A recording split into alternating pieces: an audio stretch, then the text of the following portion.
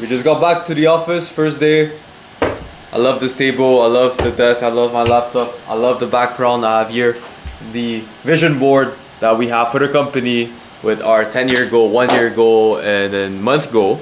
And we had Wilkins even joining us today on our second day of streak of us working. And he asked me a very good question I wanted to share to you guys. He said, you know, there's moments where we're winning, we're accomplishing everything that we said we're gonna do. We're getting the results that we want, right? And it's easy to gain momentum at that stage where, you know, you wake up, you feel energized, you feel motivation, you feel that passion because you've been winning. And you don't get tired because you're like, shit, if I keep doing what I'm doing right now, I will accomplish even further. But he asked me what happens when, you know, that hot momentum becomes cold.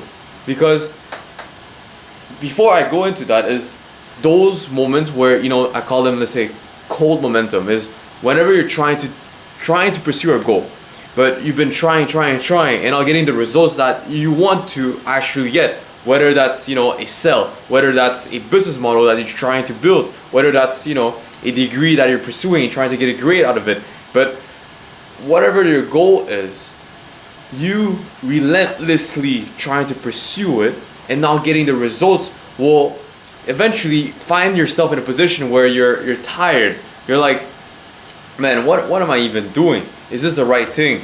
And there's doubt and fear, and there's this cycle of you not feeling any sort of momentum, right? That's the other side that he asked me, and how to deal with that is, I believe there's two ways. Once you're let's say you're on that hot momentum, right? You guys can feel it.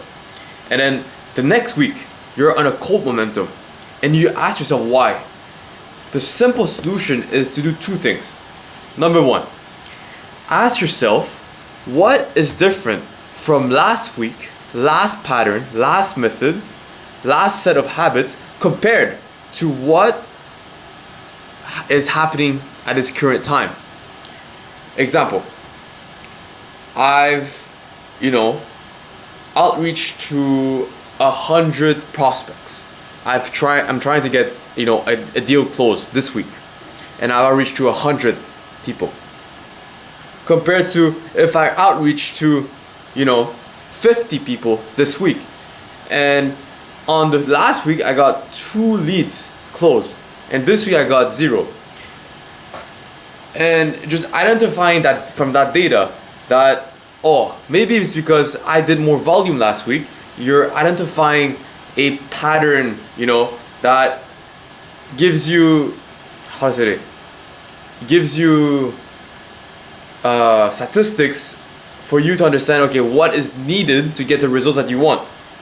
Okay, that's number one. Analyze what you have been producing that worked for you in the past and duplicate it again, even if it's, you know, hard or it takes discipline.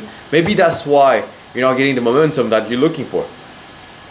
Secondly, if you've been doing the same thing, right? Number one and number two, you need to think of it as, you know, part of the process. Because sometimes where it's not about the amount of volume, it's not about the method or whatever, it's about just sticking to it for enough amount of time for you to get your first data. And then what you can do once you have that data is either 4 things: create, eliminate, reduce, or optimize. Okay? These 4 is very important because you always want to be able to make one of these 4 decisions to improve. Because you cannot always optimize or create. Like sometimes less is better. So you need to be able to identify where you are at right now, and with your own sense of judgment and critical thinking, make these 4 decisions for you to get back up on the momentum that you want to be at to reach your goal. Because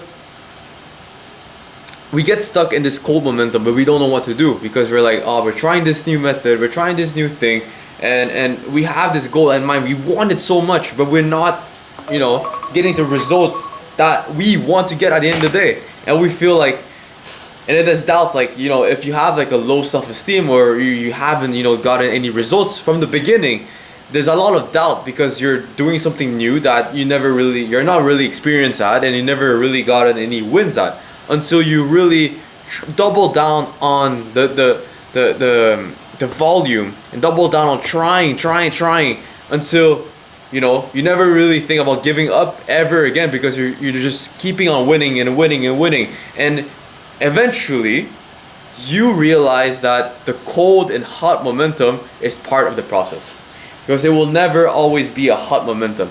There's always, let's say you're always winning and winning. If it's too easy, you have to ask yourself, there's something wrong with it being too easy, because you're either not taking enough risk, or I don't know. There's always something wrong if it's too easy. Like, it sounds too easy if it's too easy. You know what I mean?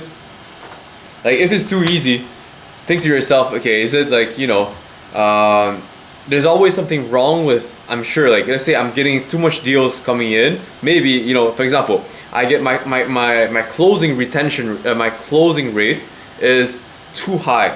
There's something wrong with, the price, or the fulfillment, and then the team and the margins. Okay, that's an example.